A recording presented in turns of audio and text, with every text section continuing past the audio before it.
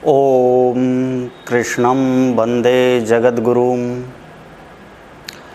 बहुत ही प्रसन्नता की बात है कि विगत 2 आयोजन हुए, उसकी सफलता को देखते हुए ये तीसरे आयोजन के रूप में पंडित मधुसूदन ओझा शोध प्रकोष्ठ, जयनारायण विश्वविद्यालय जोधपुर एवं विश्व गुरुदीप आश्रम शोध संस्थान जयपुर दोनों के संयुक्त तत्वाधान में जो ये आयोजन होने जा रहा है, ये बड़ा महत्वपूर्ण और वैज्ञानिक उपक्रम है। सार्वभौम जगद्गुरु महामंडलेश्वर स्वामी श्री महेश्वरानंद जी के चरणों में मैं नमन करता हूँ। इस कार्यक्रम के लिए आपका जो आशीर्वाद हमें प्राप्त हुआ है और आपने जो संदेश हमें दिया है, इस कार्य की उपयोगिता के बारे में बताते हुए हमारे अंदर जो उत्साह वर्धन किया है, मैं उसके लिए आपके चरणों में नमन करता हूँ। हमारे इस कार्यक्रम के इस 7 दिवसीय यज्ञ के जो संरक्षक के रूप में प्रोफेसर त्रिवेदी जी, आप माननीय कुलपति जयनारायण विश्वविद्यालय से हैं।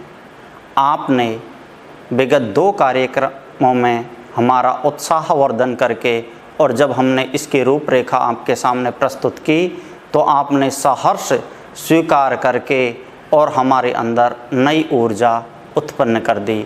मैं आपके चरणों में भी नमन करता हूँ, प्रणाम करता हूँ।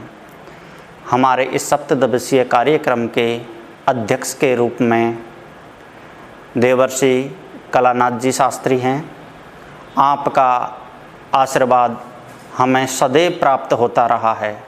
आप किसी भी स्थिति में किसी भी संस्कृत से संबंधित कार्यक्रम के लिए कभी भी मना नहीं करते और आप हमेशा स्वयं आगे होकर के तत्पर रहते हैं। आपका जो ये आशीर्वाद हमें प्राप्त होता है, उससे हमें निरंतर ऊर्जा की अनुभूति होती रहती है। मैं आपके श्री चरणों में प्रणाम करता हूँ और इस विश्व गुरुदीप शोध संस्थान के उपाध्यक्ष, हमारे मार्गदर्शक और इस सारे कार्यक्रम के पुरोधा महामंडलेश्वर स्वामी ज्ञानेश्वरपुरी जी के चरणों में प्रणाम करता हूँ।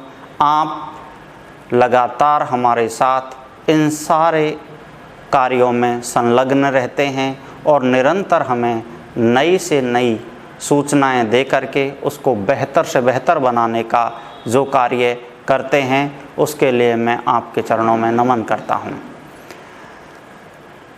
साथियों, ये जो कार्यक्रम 7 दिवसीय होने जा रहा है, इसकी जो रूपरेखा बनाई वो गुरुवर प्रोफेसर कैलाश चतुर्वेदी जी ने। आपने एक दिन मुझे याद किया और अपने पास बिठा करके श्राद्ध विज्ञान के विषय में जो बताया, उस बात से मैं इतना अधिक प्रभावित हुआ कि शायद जो ज्ञान आज हम विश्व के सामने प्रस्तुत करने जा रहे हैं, आप लोगों के माध्यम से वो ज्ञान कहीं अछूता न रह जाए। इसी के लिए आपने इस पूरे कार्यक्रम को तैयार करवा करके और अपने बहुत ही महत्वपूर्ण 4 व्याख्यान इसके अंदर रखे। आपके व्याख्यान 14 तारीख, 15, 16, 17 और 18 को होंगे। इसके बाद वेद विज्ञ योगिनी पुष्पलता जी, आप खुद वेद विज्ञान की ज्ञाता हैं। आपने हमारे इस कार्यक्रम के में जुड़ करके और हमें बहुत बड़ा आशीर्वाद दिया। आपका भी व्याख्यान अगले क्रम में रखा जाएगा। इसके पश्चात जो हमें हमेशा साथ देती आई हैं और इस कार्यक्रम की पुरोधा आचार्य हैं प्रोफेसर सरोज कौशल जी, आप निदेशक हैं पंडित मधुसूदन ओझा शोध प्रकोष्ठ जोधपुर विश्वविद्यालय से आपने हमेशा इन कार्यक्रमों को जुड़ करके और विश्वव्यापी बनाने का जो उपक्रम शुरू करवाया है, मैं आपके चरणों में भी नमन करता हूँ। भारतीय विद्या के मनीषी विद्वान गुरुदेव पंडित अनंत जी शर्मा साहब, आप निरंतर जो सारस्वत साधना में लीन हैं, आपने ओझा जी और मोतीलाल जी दोनों के साहित्य का जो अध्ययन किया है, मर्म समझा है और उसे जो निरंतर आप प्रत्येक रविवार को देते जा रहे हैं, इसी क्रम में ये 20 तारीख को आपका भी व्याख्यान इसमें होगा। आपके पिछले व्याख्यानों को सुन करके जो श्रोतागण हैं, उनसे जो हमें आशीर्वाद प्राप्त हुआ है, उसी का ये सुफल है कि हम पुनः सब दोबारा से सबके सामने उपस्थित हो पाए हैं। इस कार्यक्रम के सह संयोजक के रूप में मेरे मित्र डॉक्टर अरविंद जी हैं। आपका भी इस कार्यक्रम में बराबर सहयोग बना हुआ है। मैं सभी लोगों को ये बताना चाहता हूँ कि वेद वाचस्पति पंडित मोतीलाल जी की 60वीं पुण्यतिथि के उपलक्ष्य में ये श्राद्ध विज्ञान का जो कार्यक्रम हमने रखा है, ये श्राद्ध विज्ञान वेद के अंदर निहित उस विशिष्ट ज्ञान को मोतीलाल जी ने ही श्राद्ध विज्ञान रूप दे करके हमारे साथ में सामने प्रस्तुत किया था और उन्हीं मोतीलाल जी के इन शब्दों को, उनकी जो शोध थे, उनको प्रकट करने का ये सुअवसर आज हमारे सामने देने जा रहे हैं प्रोफेसर कैलाश चतुर्वेदी साहब। मैं आपका बहुत बहुत आभारी हूँ और आपको प्रणाम करता हूँ। आप अपने इस व्याख्यान से श्राद्ध विज्ञान के विषय में जो परिचयात्मक जो आपका व्याख्यान है, इससे हम सबको लाभान्वित करें। जय हिंद, जय भारत।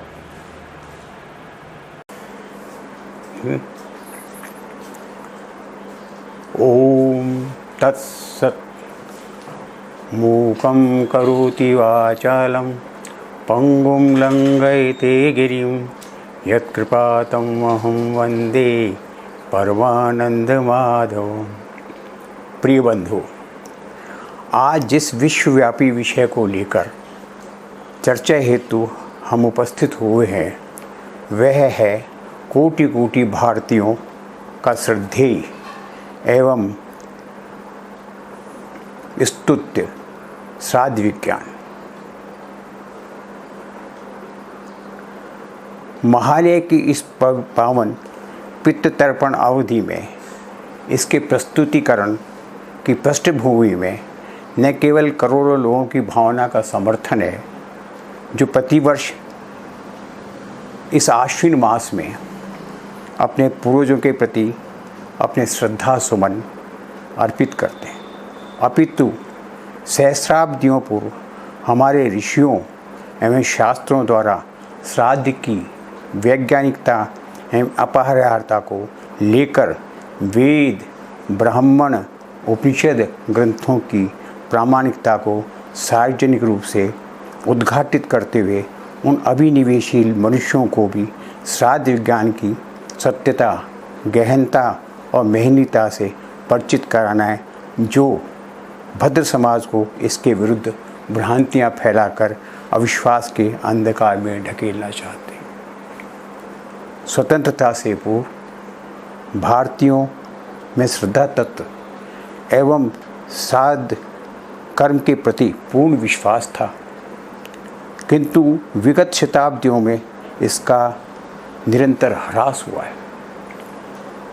हमने विधिपूर्वक यज्ञ करना छोड़ दिया, शास्त्रीय परंपराओं को त्याग दिया, और व्यर्थ के आडंबरों को अपना लिया, जिसका दुष्परिणाम आज समग्र विश्व भोग रहा है। आज से लगभग 9 दशक पूर्व इस युग के अर्वाचीन शंकराचार्य स्वर्गीय पंडित मधुसूदन ओझा और उनके परम विलक्षण शिष्य स्वर्गीय पंडित मोतीलाल शास्त्री ने तत्समय हमारी इस सांस्कृतिक पतनावस्था को परिलक्षित कर लिया था और उन प्रचलित समस्त परिवादों का शास्त्रोक्त आधार पर खंडन करते हुए श्राद्ध को सर्वथा वैदिक एवं भारतीय समाज के एवं सनातन प्रक्रिया का घोषित करते हुए श्राद्ध विज्ञान की सार्थकता को भारतीय समाज के समक्ष प्रस्तुत किया था। आज हम उन वैज्ञानिक तथ्यों को समझने का यथासंभव प्रयास करेंगे, किंतु उसके पूर्व कि अपने प्रामाणिक तथ्यों पर चर्चा करें, एक दृष्टि उन भ्रांतियों पर डालना आवश्यक है जो तथाकथित बुद्धिजीवी एवं स्वयं को मॉडर्न घोषित करने वाले आदिकों ने भ्रांतियों के रूप में भद्र समाज में फैला रखे। जरा सुनिए, मृत प्राणियों को निमित्त बनाकर श्राद्ध क्यों करें? मृत्यु के बाद भस्मीभूतस्य देहस्य, इसके अतिरिक्त क्या रह जाता है? भस्मीभूतस्य देहस्य पुनरागमनम कुतः।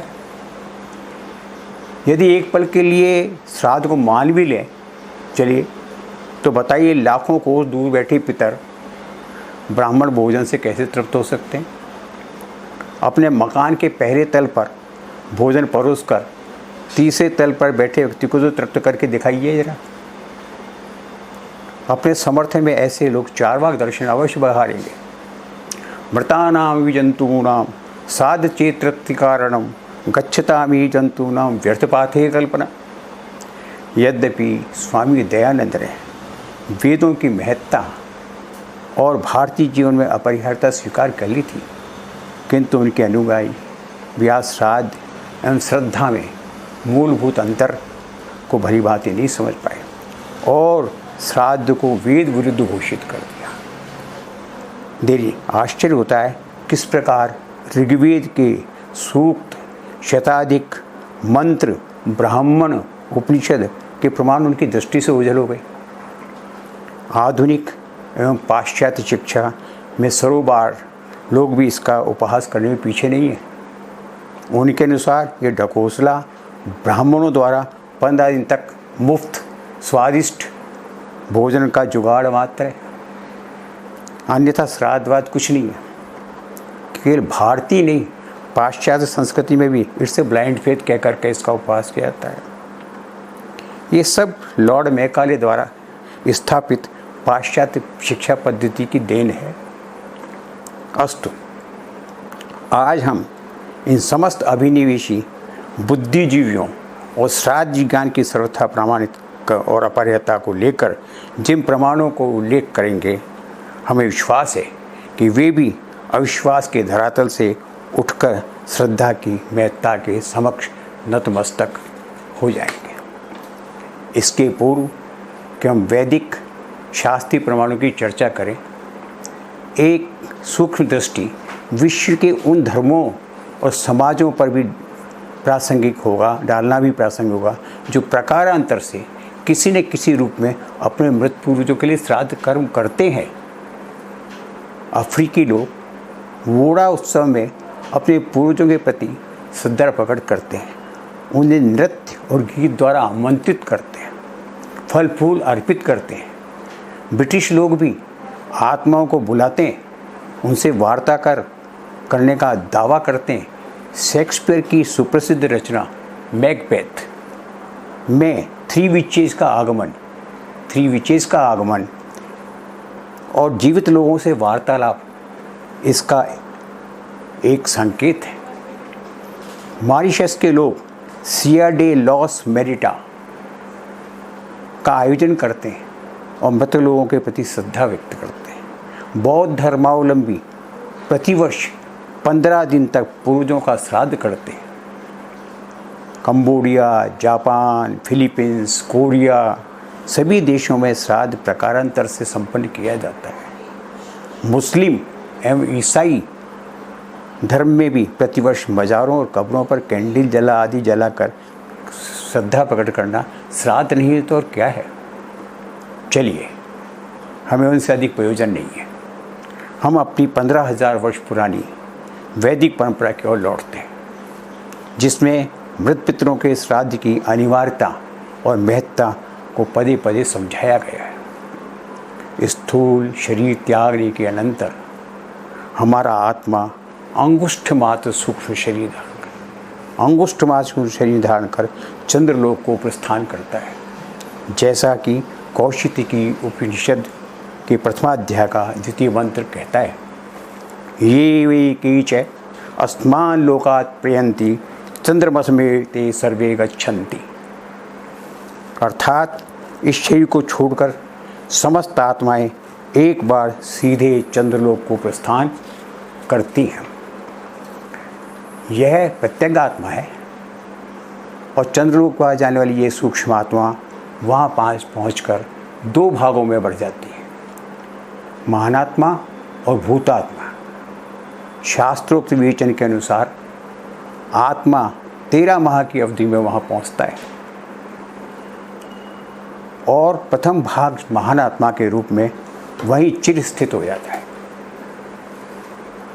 द्वितीय भाग भूतात्मा अपने पूर्व संचित कर्मानुसार मुक्ति अथवा इस लोक में पुनरागमन करता है और क्रियमाण कर्मों के प्रतिफल से अच्छी अथवा बुरी योनि में पुनः जन्म लेता है। श्राद्ध क्यों करें, इसका क्या फल है? इसका उत्तर यही है कि चांद्रलोक स्थित महानात्मा ही हमसे मरणोत्तर काल के पश्चात भी जुड़ा रहता है और उन्हीं स्ववंशजों की तृप्ति के लिए श्राद्ध कर्म आवश्यक है, जिसका प्रतिफल है पितृतृप्ति, संतति वितान, समृद्धि, सुरक्षा। और नहीं करने के दुष्परिणाम क्या हैं? पिंडिक शीघ्रता अर्थात जीन्स की न्यूनता अथवा समाप्ति, शुक्र क्षीणता, वंशोच्छेद, अभाव, आकस्मिक दुर्घटनाएं, अकाल मृत्यु। इस पर आधुनिक लोग फिर आक्षेप करेंगे कि ये कोरी बकवास है। कैसा चंद्रलोक, कैसी चंद्रलोक की यात्रा, कैसे पितर, कैसा जीवन सूत्र। बंधु, हम उन अज्ञ और अभिनिवेशी लोगों को बताना चाहेंगे कि समग्र विश्व, सारी मानवता, जिस ऋग्वेद को मानव जाति का आदि ग्रंथ और प्रमाण स्वीकार करता है, जरा उसके सूक्तों, उसकी ऋचाओं, स्मृति ग्रंथों, पुराणों, उपनिषदों के शताधिक वचनों को एक बार देख तो लीजिए, पढ़ लीजिए, क्या कहते हैं वे। अधिक नहीं तो केवल 2-3 मंत्र हम आपके समक्ष दोहराते हैं। ऋग्वेद प्रथम मंडल के 106वें सूक्त का 3रा मंत्र कहता है, सुनिए। अवंतु नः पितरे सुप्रवाचना उत देवी देवपुत्रेरितावधा रथम न दुर्गादसुदानवो विश्वस्मानो अहंसो निष्पिपितर्न। दशम मंडल के 151वें सूक्त का द्वितीय मंत्र कहता है, प्रियम श्रद्धे ददत्ते प्रियम श्रद्धे दिदासते प्रियम भोजयुयसत्सुतम मैं उदितम कृधि। और सुनिए, श्रद्धा प्रातर हवा में श्रद्धाम बध्यन दिने परी श्रद्धा सूर्य से निमुची श्रद्धे श्रद्धा पये है। ऐसे सैकड़ों प्रमाण हैं, किंतु यहाँ विस्तार भय से सबका वाचन करना संभव ही नहीं है और फिर उपादेय भी नहीं है। तात्पर्य यह है कि जिस चांदलोक स्थित महान आत्मा के लिए पावन श्राद्ध कर्म विहित है, वह शाश्वत है, उसका एक निर्धारित और एक निश्चित स्वरूप है। क्या है ये आत्मा और कैसा है इसका स्वरूप? अब हम आपके समक्ष इसके स्वरूप का विवेचन करेंगे। वस्तुतः आत्मा के 2 मुख्य विवरण हैं, अखंड और सखंड। अखंडात्मा अजर, अमर और चिंतन से परे अदृश्य है। उसकी शक्ति और कार्यों का केवल अनुभव किया जा सकता है। सूर्य वो कैसे संचालित कर रहा है, चंद्रमा किसके कहने से चल रहा है, वायु किसके कहने से प्रभावित हो रहा है, वो अखंडात्मा का काम है, उसके चिंतन कोई भी सामान्य व्यक्ति नहीं कर सकता। सखंडात्मा के 4 विकसित रूप हैं, वो उसी से हुए हैं, अखंडात्मा से। ऋषि, पितर, देव और मनुष्य, चारों एक दूसरे से संयुक्त हैं। न ऋषि हमसे अलग हैं, न देव हमसे अलग हैं, न हम उनसे अलग हैं। इनकी उत्तरोत्तर विकासात अवस्था का मूल स्रोत वही असत और वही अखंड परमात्मा है। जैसा कि श्रुति कहती है, किंतु सखंडावस्था का संपूर्ण नियंत्रण 5 पर्व सृष्टि करती है। कौन है ये 5 पर्व? स्वयंभू, परमेष्ठी, सूर्य, पृथ्वी और चंद्र। स्वयंभू वायु रूप में केंद्र में है, बैठा हुआ है, शेष चारों का संचालन कर रहा है। परमेष्ठी जल रूप में विद्यमान है और उसमें सबका प्राणों का संचार कर रहा है।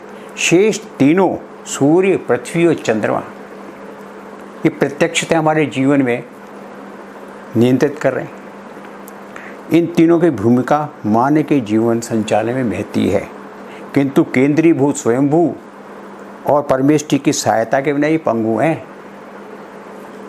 प्रत्यक्ष रूप से समझा जाए तो कि मानव जीवन के सभी पदार्थों के अभाव में जीवित रह सकता है, किंतु जहाँ जल और वायु के बिना उसका जीवन क्षणिक भी संभव नहीं है। शेष तीनों सूर्य विज्ञान आत्मा बनकर हमारे शरीर को नियंत्रित करता है, बुद्धि को नियंत्रित करता है, प्रज्ञा को जगाता है। तभी तो मनुष्य लोक में ऐसे वाक्यों का प्रयोग करता है। ये बात मैं ठीक से समझ गया हूँ, समझे कि नहीं? अथवा यह बात मेरी समझ तो नहीं आई, या फिर हमारा ध्यान तो कहीं और था, आपने क्या कहा हमें पता ही नहीं चला। ये सब सूर्य संचालित प्रज्ञानात्मा का काम है, वो संचालित, जैसा कि ऋग्वेद कहता है, सूर्यो आत्मा जगते तस्थुकश्च। इसी प्रकार पृथ्वी पिंड हमारे पंचभूतात्मक शरीर का निर्माण तक सीमित है। अस्थि, मज्जा, मांस, रक्त आदि पदार्थों का सृजन अग्न्यात्मक पृथ्वी से नियंत्रित और संचालित है। अब क्रम आया चंद्रमा का, जिसका संबंध मन से है। जागृति, सुषुप्ति, स्वप्नावस्था सभी का संबंध इसी मन से है, और चांद मन ही इस भौतिक शरीर को नियंत्रित करता है। इसी का प्रभाव है कि मनुष्य चिरकाल तक एक ही मुद्दा में बैठ ही नहीं सकता। मन है, चंचल है।